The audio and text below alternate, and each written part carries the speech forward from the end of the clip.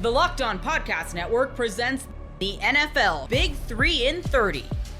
The three biggest stories in the NFL from our local experts at the Locked On Podcast Network. We bring you the real story, why it matters, what's next, who wins the big game, and more, all in 30 minutes.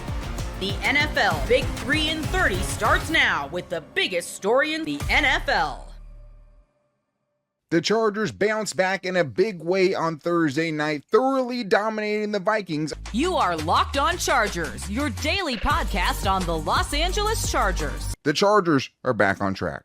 And 1-0, and the new Navies look good, feel good, play good, and the Chargers dominated the Vikings on Thursday Night Football.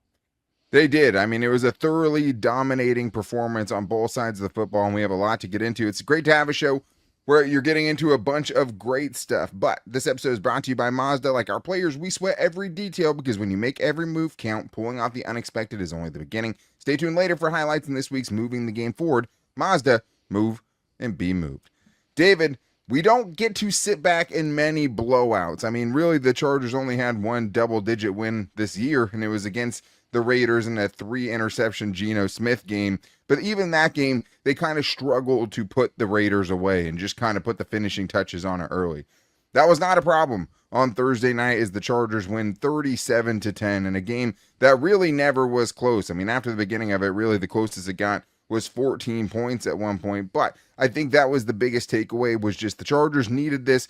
They've been so banged up. They got some guys back, and they went out and showed that, hey, we were the much better team on Thursday night, and we just haven't really seen them put anyone away like that all year. Yeah, and also that they took the performance against the Indianapolis Colts very personally, and they were embarrassed by it, and they had to wash that bad taste out of their mouth immediately, and they did so emphatically on both sides of the ball. Offensively, did whatever they wanted. Defensively, completely controlled the football game, and this one, it was a beautiful thing to watch. I wanted to see some physicality out there in those Navy uniforms. We saw it. It looked like a completely different football team tonight. Yeah, I'm glad you brought up the physicality because you saw it on both sides of the ball. Not only the Chargers being able to run the ball effectively as they did in this game for over 200 yards, but also just being able to stop the run as well. I mean, it was just a noticeable difference. Obviously, the Vikings got down so quickly in this game that they couldn't really run the ball, even if they had wanted to, even if it had been successful. But man, you take out a couple of, garbage time runs and it looks really bad on that Vikings box score. But I think the biggest thing was just, we know kind of the deficiencies of this team. Yes, they're getting a little healthier. Yes, they really looked a lot more like the 3-0 team, right, that we started with, as opposed to the team that went 1-3 over the last 4 games.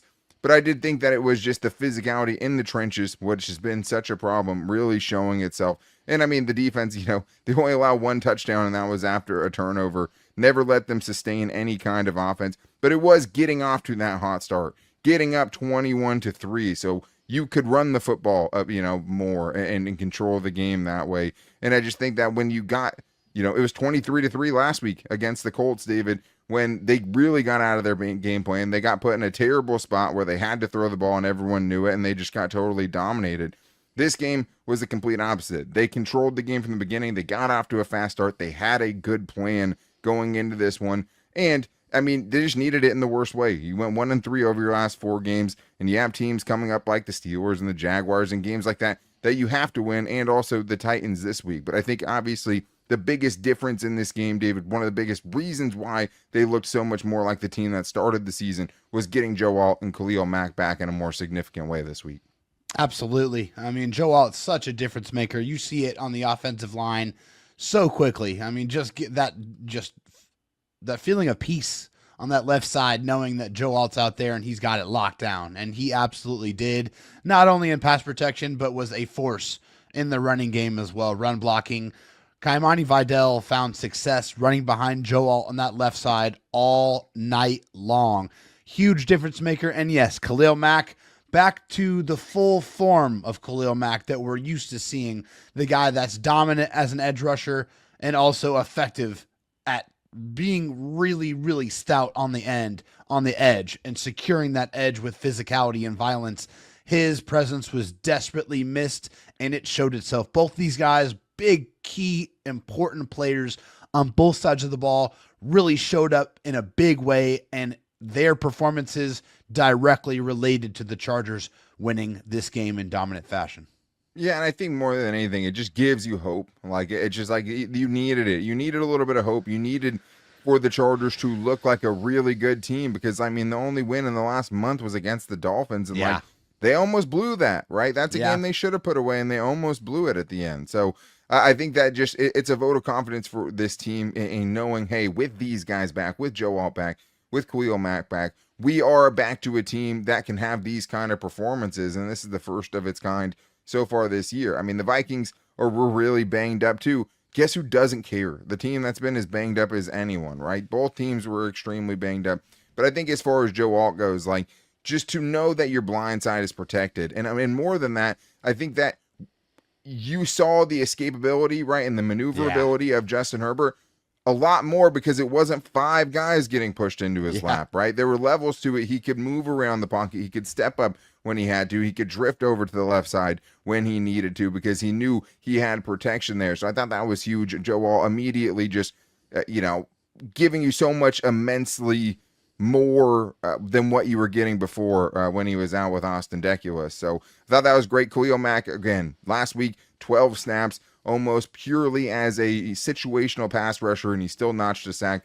This game gets another sack. I think Chris Rim said it was 3 straight games with the sack with the Chargers, which is great to see, 1 before the injury and 2 since he's been back. But it was those other snaps that he got in this game that were on those running downs that helped them on early downs get to those situations where they could rush the passer more effectively. But the Chargers, obviously, you never want to go too far into it without just saying they're not there without Justin Herbert, who was awesome. And we'll talk about the bad interception, and I thought it was a bad one, even though it was tipped.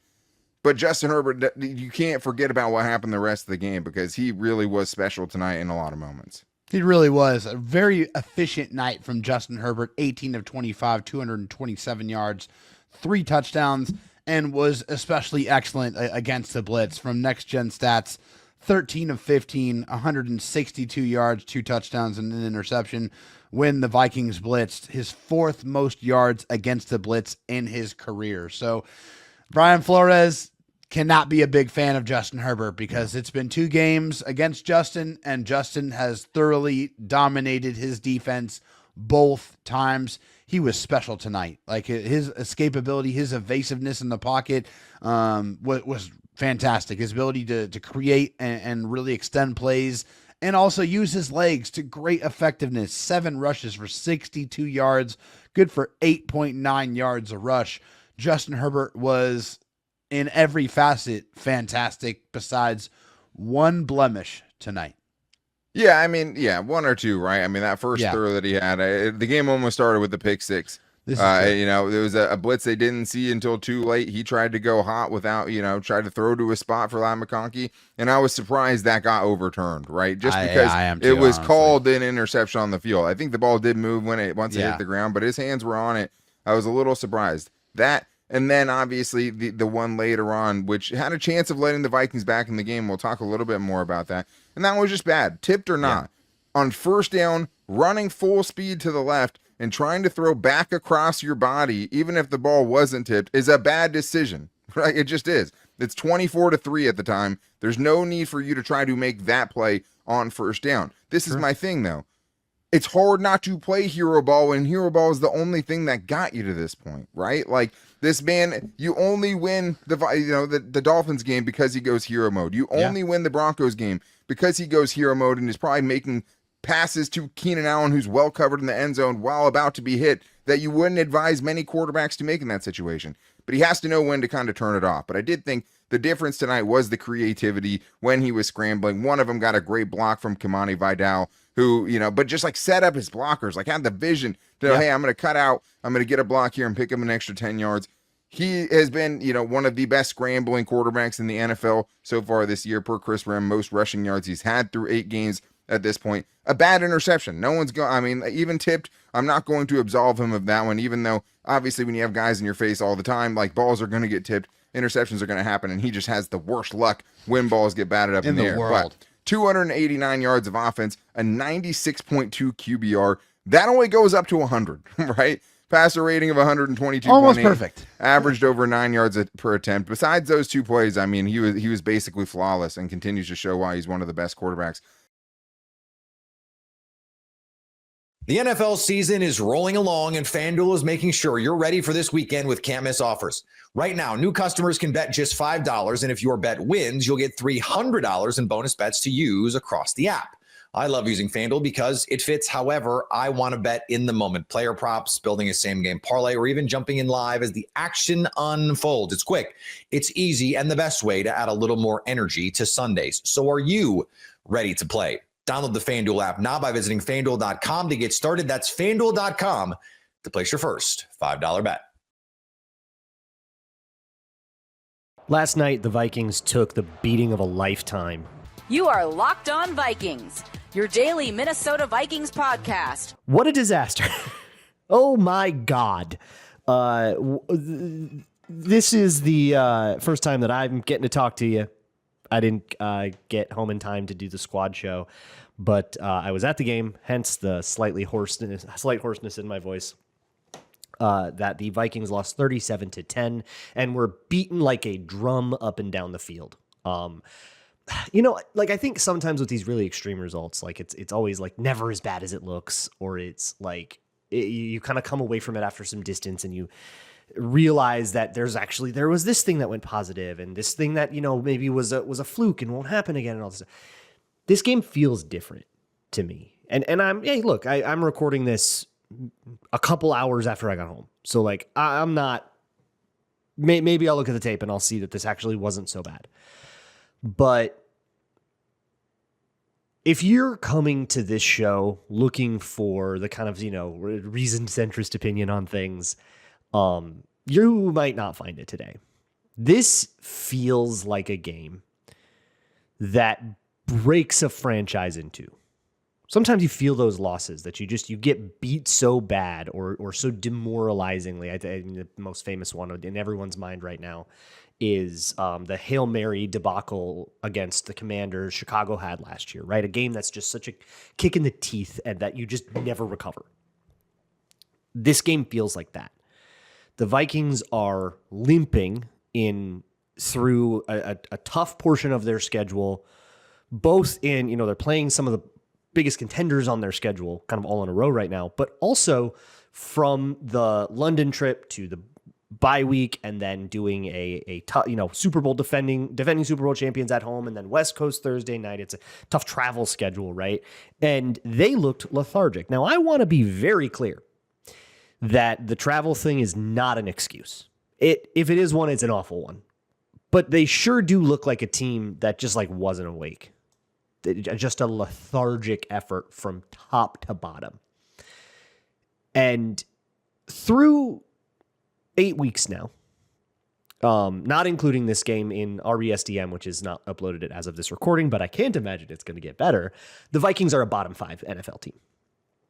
If you pull out that week 3 game, which it isn't necessarily fair to the Vikings, right? That game did happen, but it's also a pretty heavy outlier because all of the other games, the other 6 games the Vikings have played, they've looked bad. They've looked bad for most of it.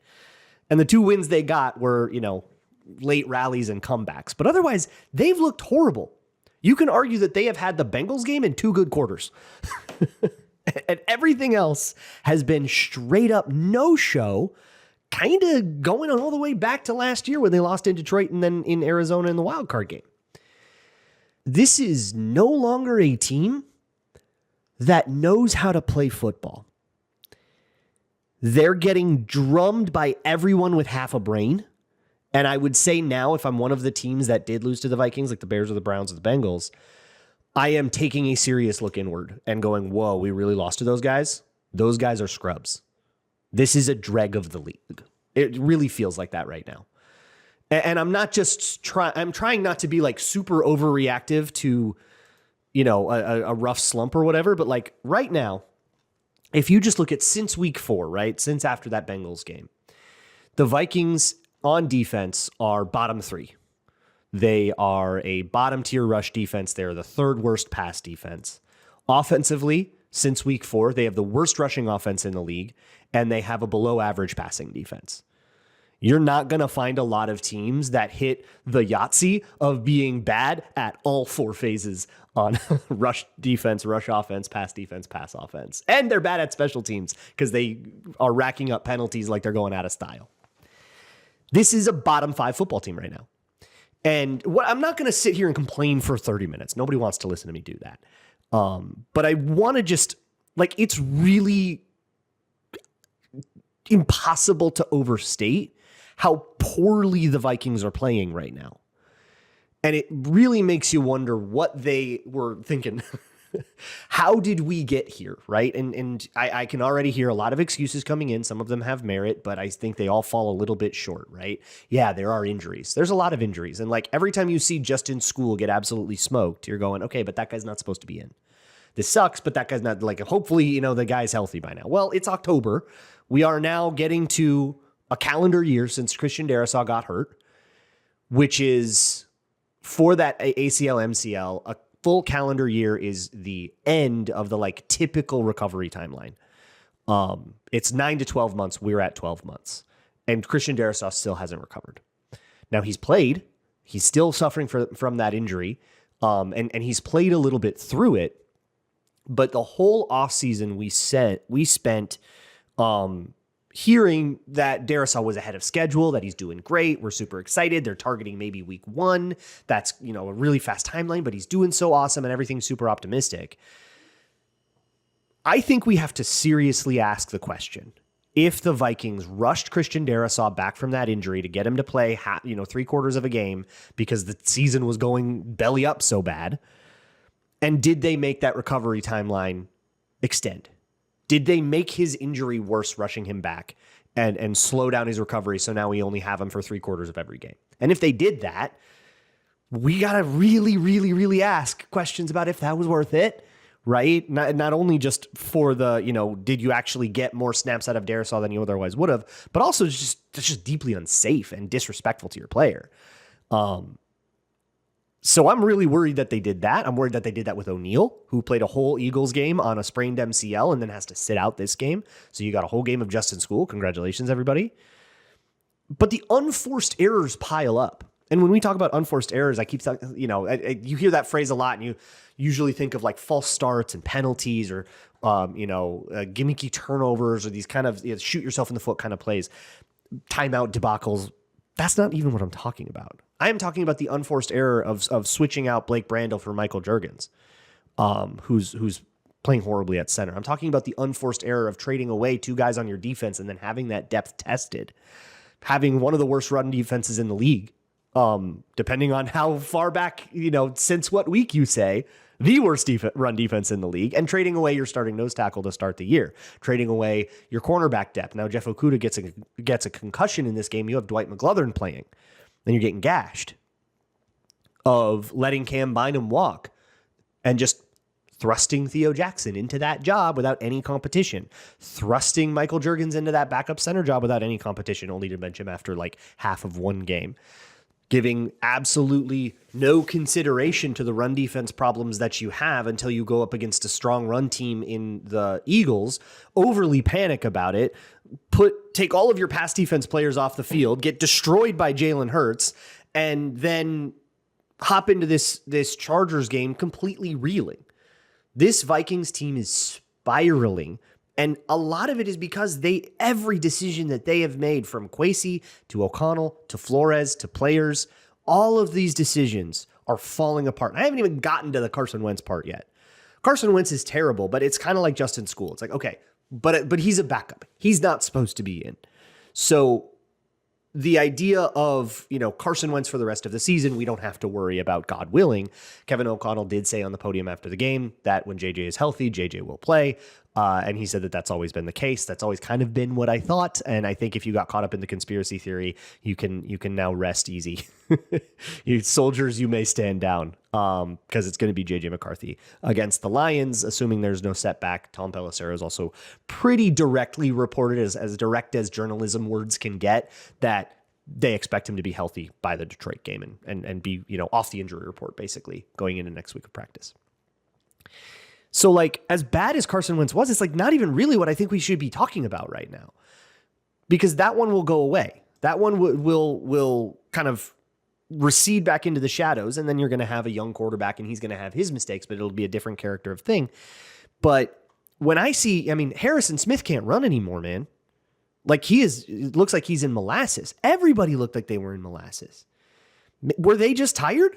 Was it just like that? Or maybe the most baffling, unforced error of the whole year to me is that the Vikings didn't practice. Most people can't name all their financial accounts or even what they're worth, whether it's a 401k or properties or investments. And when you don't have the full picture, you can end up leaving money on the table. That's why there is Monarch Money. It's an all-in-one personal finance tool that brings your entire financial life together in one clean, easy-to-use interface on your laptop or your phone. Monarch does the heavy lifting for you. You can link all your accounts in minutes, see clear data visuals, get smart categorization of your spending, and finally feel in control of your money without ever touching a spreadsheet. I linked all my accounts to Monarch and immediately spotted a few subscriptions I wasn't even using. Canceling those all can save you money every month. Don't let financial opportunities slip through the cracks. Use code LOCKEDONNFL at monarchmoney.com in your browser for half off your first year. That's 50% off your first year at monarchmoney.com with code LOCKEDONNFL. The Chiefs host the Commanders on Monday Night Football, and the Commanders will be without Jayden Daniels. You are Locked On NFL Crossover, part of the Locked On Podcast Network. Your team every day. We're going to start with talking about the stories that are surrounding the Commanders and the stories surrounding the Kansas City Chiefs right now. And we are joined by host of the Locked On Commanders podcast, David Harrison. David, how's it going, buddy? Oh, man, I'm doing great. How are you guys doing? Doing well. Don't get a chance to talk to you very often, but always enjoy these crossover episodes with you. So let's get into it. The Commanders are dealing with a little bit of injuries right now. You want to give us the lowdown on that? Yeah, I mean, so far through 7 games, they've lost, to my count, 30 games worth of starter snaps just due to injuries. And actually, I thought about this today. That's not counting Sam Cosmi, who missed the first 6 weeks of the season due to the injury that he suffered last year. So, that number is actually closer to 40 now, and they're going to miss even more because Jayden Daniels suffered the hamstring injury against the Dallas Cowboys early in the third quarter when the game was still at least somewhat within reach. And comes off the field, ends up going in the blue tent, jogs off the field. But, from the moment that he hit, honestly, from the moment I saw him reaching for his hamstring there on the AT&T Stadium surface, I was just like, well, there goes Monday night. And, any given Sunday, any given Monday, all that stuff. But just as far as Jayden's availability, just there goes Monday night. And to the point where on Wednesday, the team hasn't even practiced yet. The team's first practice of the week because of the Monday night schedule is Thursday, and already reports, and I've already confirmed with a reliable source that, Jayden is not playing Monday night against Kansas City Chiefs. So it's going to be Marcus Mariota making his third start for the Commanders, making his, 6th game appearance. It'll be his 7th game appearance. Call it like his 4th serious game appearance if you want to go that direction. Marcus Mariota is going to get the opportunity, and, he's certainly no Jayden Daniels. But, there are good things that Marcus does that's different from Jayden. So it is just a little bit of a different look for the Chiefs defense to go up against. But certainly I'm sure Spags is appreciating getting ample notice that he's got to prepare for number 8 instead of number 5. So are those linebackers. This seems to be a little bit tough with this process for Jayden. Year 2 sometimes just throws you for a curve, and hopefully they can get him back. I won't say that I mind him being out this particular week, but hope he comes back healthy. So when you make that shift, it's not just about Marcus, in my opinion. It's about how everybody works with Marcus Mariota, who I think actually has gotten a bit of an undersell for most of his career. He has capabilities, but it's that chemistry aspect. And with receivers that we're going to talk about coming up, it's a lot of coming together around the backup quarterback. Yes. How does that look to you from where you're sitting? You hit the nail right on the head, because here's the thing about when Marcus Mariota is in there. Other players seem to play better when Marcus Mariota is in there. And this isn't, Jayden elevates people around him, right? Like that's kind of just something, even as a young quarterback, we already see that ability. I'm not going to sit here and say like he's of the ilk of a Patrick Mahomes as far as like elevating guys around him. You know what I mean? But like you can already see that ability to make the players around him better.